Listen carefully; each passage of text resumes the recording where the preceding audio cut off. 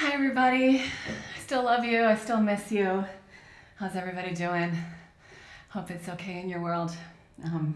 We got the social distancing thing down pat. Currently working on refrigerator distancing. I don't know about you, but I can't be a struggle. But did we even realize the riches that we had before all this happened? Just sitting around the table with our colleagues, just saying more with eye contact than you could with the meeting agenda, or giving a hug when words won't do. Now words are all we have. So we got to make sure we've got the right words. We got to think about the words. I love words. Words are my thing. I love to read. I love to write. Words have the power to bring hope, healing, connection, to make sense of this world. I'm rarely speechless. I have to work really hard to send an informative email and nothing more. A lot of times it turns into a persuasive essay, and I know my team can relate to that. I'm working so hard on that. But when I try to find words to encourage, I always go back to the words of Jesus.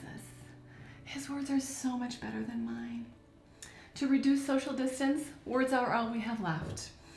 But in John 33, Jesus said, "These things have I spoken to you, that you may have peace. In the world you will have tribulation, but be of good cheer. I have overcome the world." Jesus has overcome the world. It seems like panic is overcoming the world, and the coronavirus is overcoming the world. But Jesus said, "I have overcome the world." We got to listen to him. He said, "Be of good cheer." I know we got to keep informed. We got to listen to those words. We got to keep up with what's happening in the world. But those can't be the only words that we have in our life. We've got to get words of hope to each other. Words have creative power. God created the world with his words, and we're created in his image. So we have power with our words too. What are we creating with our words? We're in the midst of a collective interruption. We have each other. We had a plot twist thrown into our story. How will it end? What genre story is it even? Is it a horror story? It's a mystery for sure. We don't know how it's going to end, but it's got all the elements of an epic tale. Now I'm being careful. I'm keeping my distance. I'm listening to the guidelines, and I'm doing the best I can. But I don't want my legacy during this time in history to be that I didn't get coronavirus. Because what if I do? What if you do? I want to look back on these 6, 8, who knows how many weeks, and have a story to tell. A story of hope, a story of connection. Jesus said, "I've overcome the world." So let's read words about overcoming. Read your Bible. So many stories about overcoming. The Bible is like the best story. It's got the best stories. It's got all the elements. The Bible here is their action heroes. We've got stories of love and betrayal. We've got stories of against all odds, coming from behind, the underdog. Remember David? We love David. He did so much more than kill a giant. Although that's a great story, right? Yesterday I read Psalm 56, and in verse 9 it says, "This I know, that God is for me. This I know, that God is for me. He loves us. He is for us." Psalm 56, who wrote that? Yes, David wrote that. When did he write it? He was hiding in a cave from a king that wanted to kill him, and he said, "God is for me." Really?